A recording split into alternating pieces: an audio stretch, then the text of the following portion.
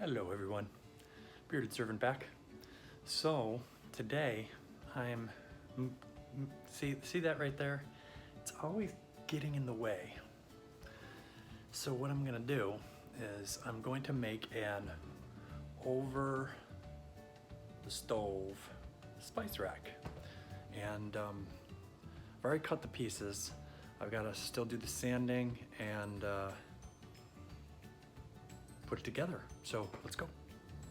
All right, so basically what I've done for measurements is just from the corner on the top there to the corner on the top there. And obviously the stove is a little bit thinner on this edge than this edge. Nothing obviously I can do about that, so I'm just using a square piece of wood. Here's what I drew out. And those are really that's really the only measurement you need, is the length from one side, or the width from one side to the other. And how high you want your end pieces, if you do want end pieces, which I'm gonna add to it. So let's go outside. All right, so I did my measurements, did my cuts.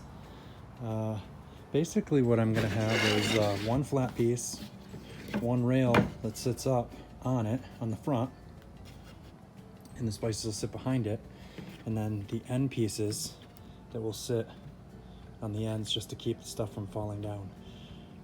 So that's pretty much all it's gonna be. I gotta sand it down, put it together, and put it on the stove. I did buy one little thing that I may end up using.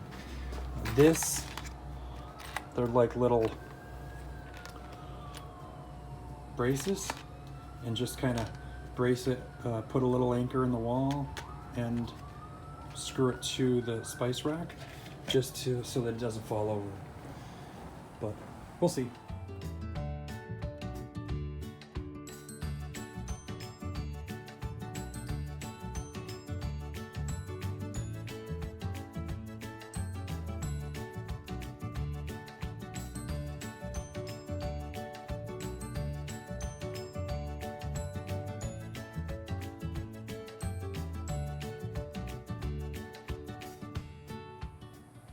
Okay, so this is the end result.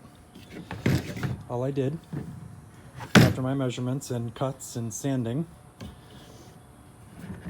is drill pilot holes. Now obviously I changed a couple of holes here and here because I just didn't like the way that it kind of bowed at the end a little bit.